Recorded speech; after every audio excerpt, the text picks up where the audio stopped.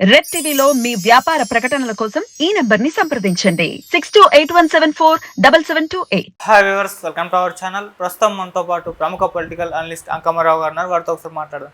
Sir నమస్కారం. Sir నమస్తే Aditya. Sir, మొన్న మోదీ గారు అటెండ్ అయిన బీజేపీ, టీడీపీ, జనసేన కూటమి ఉమ్మడి సభలో భద్రత సరిగ్గా లేదు అని చెప్పేసి ఒక వార్త బయటకు రావడం చూస్తున్నాం. అయితే ఈసీకి కూడా ఫిర్యాదు చేశారంట ఈ భద్రత పైన. అయితే మోదీ గారు అటెండ్ అయిన ఈ సభలో భద్రత సరిగ్గా లేకపోవడం పైన కేంద్రానికి ఒక నిఘా ఫిర్యాదు సెండ్ చేశారంట. అయితే ఇప్పుడు నలుగురు ఎస్పీలపై వేటు పడనుందని కూడా అంటున్నారు. మరి నిజంగా భద్రత సరిగా లేదా? ఏం జరిగింది సార్ అక్కడ? భద్రత సరిగా లేదనేది వాస్తవం. అక్కడ పరిస్థితులు చాలా ఘోరంగా ఉన్నాయి. అందుకు ప్రత్యక్ష సాక్షి నేనే. అందులో ఎలాంటి సందేహం కూడా ఏం లేదు. ఇప్పుడు ఆలస్యంగా వీళ్ళని గుర్తించినందుకు, ఇంత ఆలస్యం అయినా కూడా గుర్తించినందుకు సంతోషపడాలి. ఎందుకంటే ప్రధానమంత్రి గారు గతంలో ఎక్కడ ఏదన్నా జరిగినా నిరసనలు తెలిపితే అర నిమిషంలో అక్కడ ఉన్నటువంటి సూపరింటెండెంట్ ఆఫ్ పోలీసుల్ని విధుల నుంచి తొలగించేవాళ్ళు. మరి ఇక్కడ 40 గంటలు పెట్టినా కూడా ఇంకా నిమిషాలు లెక్క పెడతానే ఉన్నారు అంటే ఇప్పుడు గుర్తించేది అనేది ఎప్పుడు తెలిసిద్ది? చర్యలు తీసుకున్నప్పుడే కదా. ఆ చర్యలు ఎందుకు ఆలస్యం అవుతుందనేది కూడా ఆలోచించుకోవాలి. సంఘటన జరిగి ఎంతసేపు అవుతుంది? సభ అయిపోయి ఎన్ని రోజులు అవుతుంది? అక్కడ నిఘు సంస్థలు ఏమైపోయినాయి? కేంద్ర నిఘు సంస్థలు ఏమైపోయినాయి? అంత భద్రత అంత కట్టుదిట్టంగా లేకుండా ఎందుకు చేయాల్సి వచ్చింది? మరి అల్లరి మోకలో ఒక్కసారిగా వివిఐపి గ్యాలరీలోకి ఎలా రాగలిగారు? ఎవరి వైఫల్యం ఇది? అసలు మామూలుగానే గగనం అయిపోయింది దాంట్లో ప్రవేశించాలి అంటే. ఇది పాస్లో ఉన్నవాళ్లే. మరి వీళ్ళు ఎలా ప్రవేశించారు? ప్రవేశించిన తర్వాత వాళ్ళని ఎందుకు కట్టడి చేయలేదు? అక్కడికి ఎవరు ఎందుకు రాలేదు? ఏమైపోయారు ఈ పోలీసులు అందరూ? ఇది కదా ఈరోజు అందరికీ మదిలో తెలుస్తున్నటువంటి ప్రశ్న. దీనికి సమాధానం ఏం చెప్తారనేది చూడాలి. అంటే దీనికి సమాధానం ఎవరు చెప్పాలి సార్? సమాధానం ఎందుకు చెబుతారు వీళ్ళు? ఎందుకంటే ఇప్పటి వరకు చర్యలు ఏదైనా తీసుకుంటే, కఠిన చర్యలు తీసుకుంటే దాన్ని గుర్తించి కేంద్ర ఎన్నికల సంఘం కావచ్చు, రాష్ట్ర ఎన్నికల సంఘం కావచ్చు, కఠిన చర్యలు ఏదైనా తీసుకున్నట్టయితే ఇప్పుడు జాగ్రత్త పడేవాళ్ళు. వాళ్ళు ఆదేశిస్తారు. అమలు చేయాల్సింది రాష్ట్ర ప్రభుత్వమే కదా. వాళ్ళు ఆదేశిస్తారు అంతే. వీళ్ళు అమలు చేస్తారా లేదనేది చూడాలి మనం. వీళ్ళైతే అమలు చేస్తారని అయితే నేనేం భావించట్లేదు. ఎన్నికలు సమీపిస్తున్న తరుణం కాబట్టి ఇది. వీళ్ళైతే దాన్ని అమలు చేయరు. వీళ్ళు అమలు చేయకపోయినా కూడా వాళ్ళు ఏం పట్టించుకోరని నేను భావిస్తున్నాను. తమలపాలతో కొట్టినట్టు ఉండాలి కదా. అందుకంటే పెద్ద ఇబ్బంది ఏముండదు రాష్ట్ర ప్రభుత్వానికి. సార్, అసలు వైఫల్యం ఎక్కడ జరిగింది సార్? అంటే అంత పెద్ద సభలో మోదీ గారు కూడా అటెండ్ అయ్యారు, పవన్ కళ్యాణ్ గారు, చంద్రబాబు గారు. ఇటువంటి సభలో ముందు నుంచి జాగ్రత్తలు తీసుకోవాలి. కానీ వైఫల్యం ఎక్కడో ఒక చోట జరుగుద్ది కదా. ఎక్కడ జరిగింది అనుకుంటారు? భద్రతా వైఫల్యమే కాకుండా సభ నిర్వహణ తీరు కూడా చాలా లోపభూయిష్టంగా ఉంది. ఎందుకంటే అక్కడ చూసుకుంటా ఉంటే లోనకు ప్రవేశించేటప్పుడు వివిఐపీలకు సంబంధించి ప్రవేశించడానికే గగనం అయిపోయింది కదా. అక్కడ చాలామందిని నేను ప్రత్యక్షంగా చూశాను. మేమే లోనకి వెళ్ళడానికి 10 నిమిషాల దాకా పట్టింది. వాళ్ళ మీద యుద్ధం చేయాల్సి వచ్చింది. అసలు ఎందుకో నాకు అర్థం కాదు. అంతమంది అసలు ఎందుకున్నారు అక్కడ? పోలీసులు ఎందుకు లేరు? పోలీసులు దాన్ని సరిగ్గా ఎందుకు చూడట్లేదు? లోనకు ప్రవేశించేటప్పుడు తనిఖీ చేసి లోనకు పంపిస్తారు. లోనకు వచ్చిన వాళ్ళు వాళ్ళ సీట్లలోకి వెళ్ళి ఆసీనులు కావడం కోసం దావ ఉండాలి కదా. ఆ వెళ్ళే దావలోనే అసలు అక్కడి నుంచి అనుమతి ఇచ్చిన తర్వాత వెళ్ళే దావలో ఆటంకాలు ఏంటి? ఇప్పటికీ నాకు అర్థం కాని ప్రశ్న అది.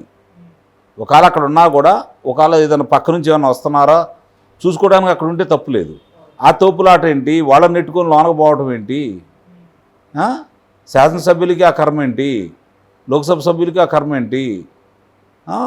శాసనమండలి సభ్యులు వాళ్ళు అందరూ కూడా అలాంటి యుద్ధం చేయాల్సిన పరిస్థితి ఏంటి? అంటే వాళ్ళని గుర్తించలేని వాళ్ళని అక్కడ పెట్టారా? శాసనసభ్యులు, లోక్సభ సభ్యుల గురించి కూడా తెలియని వాళ్ళని అక్కడ పెట్టారా? అంటే ఇట్లా ఉందా భద్రత? వాళ్ళు చేసిన భద్రత ఇదేనా? అసలు వాళ్ళు వచ్చి మీదపడి అంత ఇబ్బంది పెడతా ఉంటే అసలు వాళ్ళు ఎలా రాగలిగారు? నాకు ఇప్పటికి అదే ఆశ్చర్యం.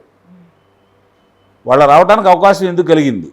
అంటే అక్కడ ఎవరు పోలీసులు లేరనే కదా. దీన్ని బట్టి ఒకే ఒక్క పోలీసు లోనికి వచ్చారండి, నేను చూశాను. ఆయన ఏం చేస్తాడు? వెళ్ళిపోయాడు ఆయన కూడా.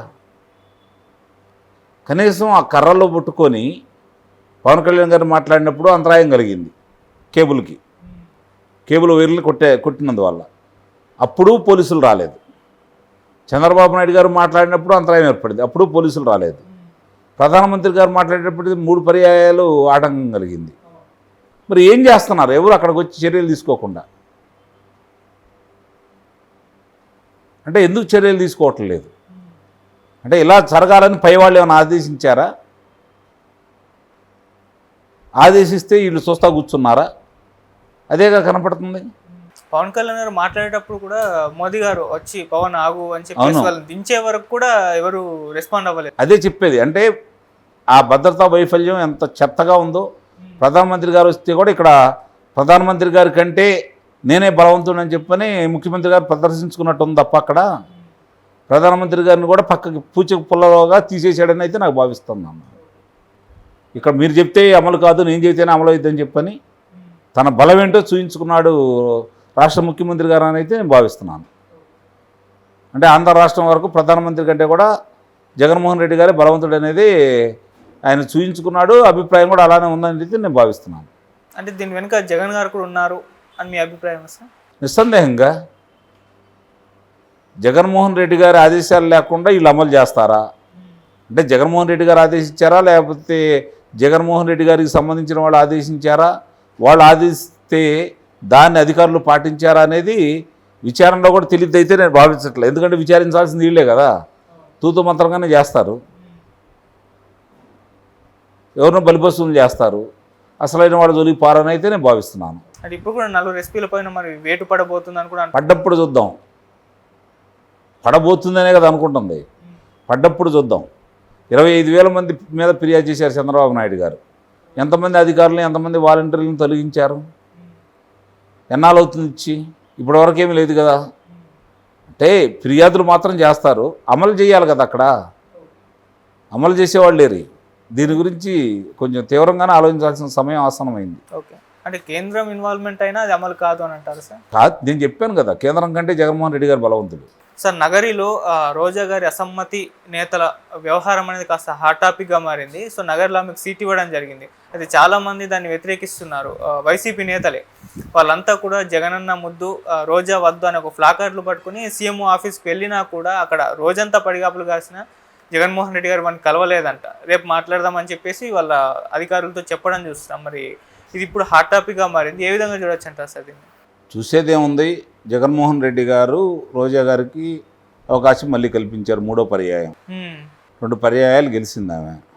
ఇది నా బలం అనుకుంటుంది. జగన్మోహన్ రెడ్డి గారు కూడా ఆ బలమనే భావించి అక్కడ అవకాశం కల్పించారని భావించాల్సి వస్తుంది. వీళ్ళు వెళ్ళిన వాళ్ళు బలహీనలై ఉంటారు. వీళ్ళ గురించి ప్రజల్లో ఎవరికి సరైన అభిప్రాయం ఉండదు. అందుకని జగన్మోహన్ రెడ్డి గారు వీళ్ళని పరిగణలోకి తీసుకోలేదు. ఇది వాస్తవం. అంటే వీళ్ళు ఏం చేయలేరు, వీళ్ళకంటే బలవంతురాలు, మళ్ళీ నగిరిలో ఆమె గెలిచిద్దని అభిప్రాయం అయి ఉంటుంది. అందుకని వీళ్ళ గురించి పట్టించుకోలేదు, వీళ్ళకి మాట్లాడే అవకాశం కూడా లేదు. రేపు అన్నారు కదా, అది రేపు ఎన్ని రోజులైనా రేపే జరుగుతుందేమో. ఇప్పుడు ఆయన వీళ్ళతో కలిసి మాట్లాడుకునేంత సమయం ఆయనకు లేదని భావించాలి. ఎన్నికల ప్రచారంలో రేపు నుంచి పాల్గొనాలి కదా ఆయన. ఆ ప్రచారంలో పాల్గొని ఆయన చేయాల్సిందన్నీ చేస్తాడు కదా. కాబట్టి ఇట్లాంటివన్నీ పరిగణలో తీసుకుంటాడనేది నేను భావించట్లేదు. ఎందుకంటే పోయినసారే చెప్పారు కదా సకల శాఖ మంత్రి గారు, మా ఓట్లు వేసేవాళ్ళు వేరేగా ఉన్నారు, వీళ్ళు మా ఓటర్లు కాదని. ఇప్పుడు వచ్చిన వాళ్ళని కూడా వీళ్ళు మా నాయకులు కాదంటారేమో.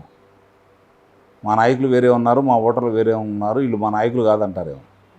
చూడాలి వాళ్ళ గురించి ఏం మాట్లాడతారు. సార్, అంటే ఎప్పటి నుంచో చెప్తున్నారు జగన్మోహన్ రెడ్డి గారు, గెలుపు గుర్రాలకి అవకాశాలు ఇస్తాం, సర్వేలో వాళ్ళు గెలుస్తారంటేనే వాళ్ళకి అవకాశాలు ఇస్తామని చెప్తున్నారు. మరి రోజా గారి పైన వాళ్ళ సొంత పార్టీ నేతలే ఇంత వ్యతిరేకత చూపిస్తున్న ఆమెకు అవకాశాలు ఇచ్చారంటే దానికి గల కారణాలు ఏంటి? అంటే సర్వేలో ఆమె గెలుస్తారని చెప్పారా, లేకుంటే ఇంకేదైనా రీజన్ అయ్యి ఉంటుందా? అంటే వాళ్ళ సొంత కార్యకర్తలు లేదా తెలుగుదేశం వాళ్ళు పంపించారో వాళ్ళకి తెలుసుకోవాలిగా. ఓహో, జనసేన వాళ్ళు పంపించారు, వాళ్ళ నాయకులో కాదో వాళ్ళు తెలుసుకోవాలి కదా ముందు, అప్పుడు మాట్లాడతారేమో. అంటే వాళ్ళని కూడా తెలుగుదేశం పార్టీ కార్యకర్తలుగానో భావిస్తున్నారేమో, లేదా తెలుగుదేశం పార్టీ నాయకులుగా భావిస్తున్నారేమో. ఎందుకంటే వాళ్ళ కార్యకర్తలు ఎవరో వాళ్ళకి తెలుసు కదా, అందువల్లే వాళ్ళకి మాట్లాడే అవకాశం ఇచ్చి ఉండరు. వాళ్ళ నాయకులకైతే ఇచ్చేవాళ్ళు కదా. ఏదేమైనా ప్రకటించిన తర్వాత మడమ తిప్పడు మాట తప్పడు కదా. కాబట్టి ఎన్నికల్లో రోజా గారే ఉంటారు. గెలిపించాల్సిన బాధ్యత మరి ఆ శ్రేణులకు ఉంటుంది కదా. మరి వాళ్ళు ఎంత ప్రయత్నం చేసి ఎంత ఆధిక్యత చూపిస్తారో చూడాలి. మరి అంటే సార్, వాళ్ళ పార్టీ నేతలో కాదో తెలుసుకోలేనంత స్థితిలో జగన్మోహన్ రెడ్డి గారు ఉన్నారా సార్? అదేనండి నేను అంటుంది. అంటే ఇప్పుడు వీళ్ళని మేమని చెప్పుకుంటే ఎట్లా వీళ్ళు వాడు పార్టీ నేతలో కాదో ముందు వాళ్ళు చెప్పాలి కదా. సజ్జల రామకృష్ణారెడ్డి గారు చెప్పాలి కదా వీళ్ళు మన పార్టీ నేతలే అని. ఆయన గుర్తించాలి కదా ముందు వీళ్ళని. ఆయన గారు గుర్తించినట్టయితే మాట్లాడిచ్చేవాళ్ళేమో. ఆయన ఇంకా గుర్తించలేదేమో వీళ్ళని. ఆయనకున్న సమాచారం ప్రకారం వీళ్ళు వాళ్ళ కార్యకర్తలు కాదేమో. ఇప్పుడు రోజా గారి గురించి మనం ప్రత్యేకంగా చెప్పుకోవాల్సిన అవసరం లేదు. స్థానికంగా చాలా వ్యతిరేకత ఉంది. అలాగే నాయకులందరూ ఎదురు తిరుగుతున్నారు. ఆమె కనుక అవకాశం కలగజేస్తే మేమందరం ఓడిస్తామని అన్నారు. అయినా సరే ఈ నాయకుల కంటే కూడా ప్రజల్లో ఆమెకు ఎక్కువ పొరుగుపడిందని చెప్పని అధినాయకత్వం భావించి ఆమెకి సీట్ ఇచ్చారని ఇప్పుడు మనం భావించాలి. గెలుపు గుర్రాలకే ఇస్తున్నామని చెప్పని అన్నారు కదా. కాబట్టి వీళ్ళు ఎంత మాట్లాడినా ఎంత మొత్తుకున్నా కూడా ఎలాంటి అవకాశం కూడా ఇవ్వకుండా ఆమెనే కొనసాగిస్తున్నాడు కదా జగన్మోహన్ రెడ్డి గారు.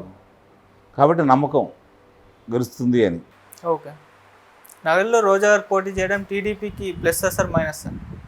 మామూలుగా అయితే వేరే వాళ్ళు ఏదన్నా అయితే కొంచెం ఇంటింటికి తిరగాల్సి వచ్చేది. ఏదో ఒక 3,000 4,000 ఆధిక్యతతో బయటపడేవాళ్ళేమో.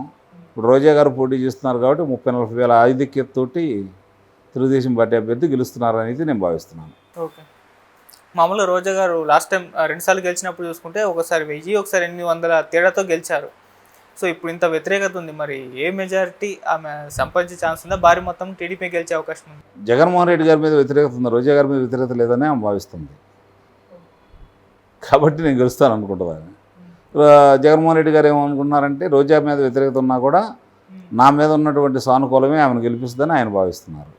అంటే ఇద్దరికి కూడా వాళ్ళ మీద వ్యతిరేకత ఉందంటూ ఈమె మీద వ్యతిరేకత ఉందని ఈయన అంటే వాళ్ళకి అర్థం కాని ఏంటంటే ఇద్దరి మీద వ్యతిరేకత ఉందని వాళ్ళు అనుకోవట్లా. జగన్మోహన్ రెడ్డి గారేమో రోజా గారి మీద వ్యతిరేకత ఉంది అనుకుంటున్నారు. రోజా గారేమో ముఖ్యమంత్రి గారి మీద వ్యతిరేకత ఉంది, నా మీద సానుకూలంగా ఉన్నారు కాబట్టి నన్ను గెలిపిస్తారని ఆమె అనుకుంటుంది. జగన్మోహన్ రెడ్డి గారేమో రోజా గారి మీద వ్యతిరేకత ఉంది కానీ నా మీద ఉన్న అభిమానంతో రోజా గారిని చూడరు, అన్ని చోట్ల నన్నే చూస్తారు కాబట్టి నా మీద ఉన్న అభిమానంతో ప్రజలు నన్ను గెలిపిస్తారని చెప్పి జగన్మోహన్ రెడ్డి గారు భావిస్తున్నారు. అదే తేడా. లాస్ట్ టైం కూడా జగన్మోహన్ రెడ్డి గారు ఇదే అనుకున్నారు, అంటే నా మీద ఉన్న అభిమానంతో గెలుస్తామని చెప్పేసి. నిజంగా గెలిచారు కదా సార్? అవును, ఇప్పుడు కూడా గెలుస్తారు కదా, అనుమానం ఏముంది? ఎన్నైనా అడగరే మీరు. అదే వైసీపీ పార్టీ మళ్ళీ అధికారంలోకి రాబోతుందా మరి మీరు అన్న ప్రకారం? ఇప్పుడు 151 స్థానాలు వచ్చింది పోయినసారి. ఆ రెండిట్లో ఆ చివర ఈ చివర వస్తుంది, మధ్యలో రావని చెప్పి అనుకుంటున్నారు.